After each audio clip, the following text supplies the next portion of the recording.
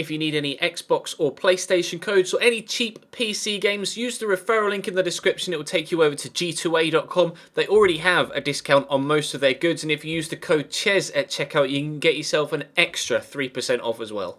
Hey guys, how's it going? Ches back again, and welcome to episode number 29 of the Chelsea Career Mode here on FIFA 16. This is the first episode of season number 2, and we'll be having a look at some transfer targets for the upcoming season, having a look at players we want to move on, players we want to bring in, and generally having a look at what the plans are for this second season. If you missed the season roundup from season number 1, then that episode went up yesterday, so check the channel page for it, or obviously the link on screen if you're on PC. If you're watching on mobile, you will have to check the channel page for it, although it may be in one of the recommended videos underneath the video. But let me know in the comments section what you think about the ideas that I put forward in today's episode, and obviously continue to let me know in the comment section, any suggested player names, etc., that you think I should have a look at if I haven't already. But we have a ridiculously big squad here at Chelsea at present, as we saw in the previous episode. We're in, obviously, as you can see, a pre-season invitational tournament. In our group is River Plate, Napoli, and Deportivo Cali. I don't know who they are. I think they're Mexican, but I'm not entirely too sure. And then in the other group is it was Napoli, River Plate, and Deportivo Cali, wasn't it now? So the other group is Benfica, Zenit St. Petersburg, Boca Juniors, and Monaco. So we should be able to come through that particular pre-season tournament okay. We'll have a quick look at some of the emails I archived from last season and this season. Obviously, last year we won the Champions League, and they would like us to win it again. Confirmation of the Champions Cup that we're being involved in right now down in Argentina. The league objective this year, again, is to win the league. Obviously, last year we finished third, and they were slightly disappointed with that. The budget for this upcoming season, are you ready? Are you ready? 88 million is what they set my budget at. 88 million pounds, 425,000 pounds a week, and we haven't even seen the next part that's going to add on to that 88 million as well, which I'll show you in just a second. The cup objective is to win the cup again domestically, which obviously we weren't able to do last year, as you can see. Slightly unfortunate, although we played City and we played the kids in the cup, didn't we, and got knocked out. And then obviously Arsenal beat us, unfortunately, in the semi-finals of the Capital One Cup, I believe it was, or the FA Cup, one of the two. It was Capital One Cup, wasn't it? Because it definitely wasn't at Wembley for the FA Cup semi-final. And obviously they're delighted with our performance in the Champions League, having won it, and they were slightly disappointed with the third place in the league table, but they're quite happy to keep us on as manager, which is understandable as well. So we said we got 88 million pounds to spend, and obviously I've said that there are a few players that we want to move on. There are so many players at the club right now, though. You can see top right, 49 of 52. We already have 4 players out on loan currently in Collins, Clark-Salter, Lewis Palmer, and Musonda. And if I sort this, we have so many players on the transfer list as well. Christian Atsu is on the transfer list, same as Lucas Piatson, Marco Van Ginkel, Marco Marine, Victor Moses, Patrick Kiwomya. Is it Patrick?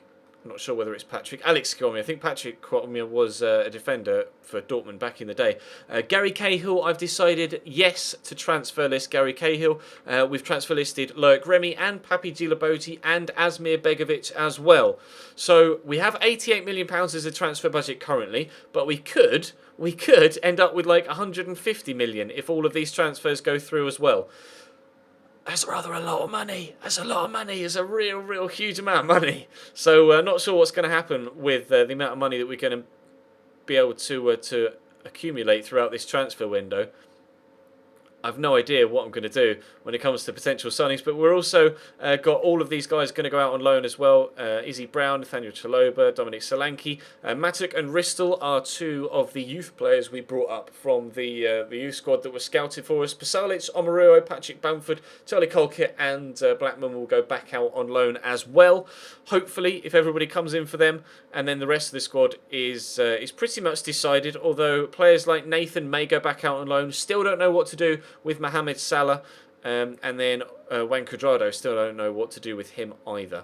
But so we could make even more money. So that's the situation with the transfer listed players. We have a base budget of 88 million and could add to it with all of these transfers here. Obviously the goalkeeper, we've got Courtois, and then we do have, if I sort by position here on this side, you can see we've got Santoso. He's 70 rated at 16 years of age and already has 76 diving and 78 reflexes. So I'm pretty happy to keep him on as my backup goalkeeper and just let Begovic leave. Begovic was really disappointed with the lack of football he got last year anyway, and I'm quite happy to let him go. I think he's probably still unhappy, isn't he? Yeah, unhappy. Feels he should play more. Well, he can play more for someone else, because we're going to let Santoso be our main goalkeeper this year.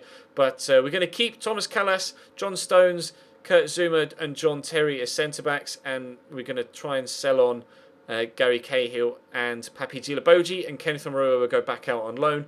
So we will obviously try and bring in perhaps a marquee centre-back signing, and then Kurt Zouma and John Stones will be my other second and third choice centre-backs, with obviously Thomas Callas filling in where he's needed. The minute we have Ramirez, Matic and Fabregas as CDMs, or players that just play in that out-and-out central midfield role. We do have Paul Pogba, but obviously I've been playing him at cam. We do have Oscar at cam, but we also now have Nathan come back from loan, and I want to see what he's like in that cam position. So I'm contemplating going out and getting another central defensive midfielder, although obviously we already have Ruben Loftus-Cheek to go hand in hand with Ramirez and Fabregas and Matic, and obviously Nathaniel Chaloba's still here, which is why I'm sending him out on loan. So I don't think we need to. I'm not, I'm kind of 30% sure that I'm going to get a CDM. We definitely though need a striker. We have Diego Costa, and that's it, other than obviously Kennedy and Bertrand Traore, etc. So I definitely want a striker. I definitely want a marquee centre-back, and then central midfield is a maybe. So these are I've not got many players on the list, because there aren't many players that you'd say, would improve the squad. But Raphael Varane is the first centre-back we've got on the list. As you can see, valued at £27 million. Then we've got Mats Hummels. He's 88 rated and valued at 31 million. And Jerome Boateng is 87 rated, although he's actually at Barcelona now, which I've just noticed. He joined them in the January of the first season, I believe. So we might have to fight tooth and nail if we're going to try and get Jerome Boateng out of there. But Varane and Hummels and Boateng are my three for centre-back. Let me know your thoughts in the comments section. Like I say, 30% sure I want another holding midfielder. If I do, I'm probably going to go for Sergio Busquets or Toni Kroos. Obviously, two of the best holding midfielders in world football. Toni Kroos is more of an attacking midfielder. However, 72 stand tackles definitely good enough to play at CDM for me this year if we decide to bring him in. And then striker, I've gone for Luis Suarez, Karim Benzema and Zlatan Ibrahimovic. Obviously, Zlatan is dropping in rating now at the age of 34, so I may want to steer clear of him, but I've never used Zlatan in career mode, so it might be a potential option for me there. Noticeable absentees are Robert Lewandowski and Sergio Ramos, but we signed Sergio Ramos and Lewandowski at Chelsea in the third season last year on career mode, so I'm going to try and steer away from those two. Obviously, I'm fully aware that we signed Pogba in the third year at Chelsea last year as well, and I have signed Pogba this year, which was the exception to the rule, so I don't want to sign any more players that I signed last year at Chelsea. So everybody on this list is who we didn't sign at Chelsea, so let me know what you think. I have no idea who I'm going to prioritise at centre-back or up top, but I think I'd probably go for Busquets over Toni Kroos in midfield, although Toni Kroos is very, very appealing.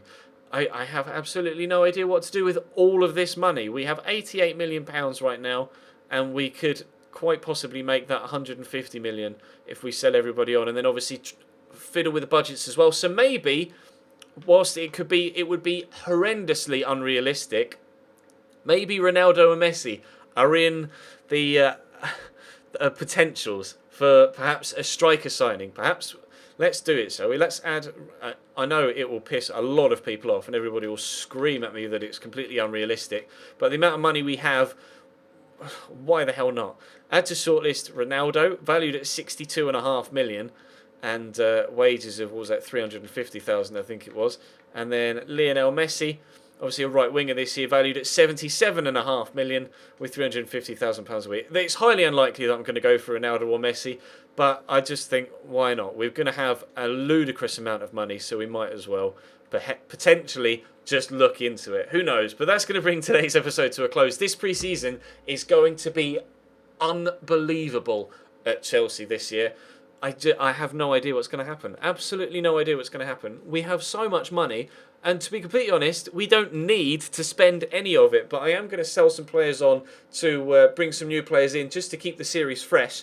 But you guys will have to let me know in the comment section what you think. But that's going to bring today's episode to a close. Drop the video a like if you enjoyed. Subscribe if you haven't already. Let me know all of your feedback in the comment section down below. And I'll see you next time.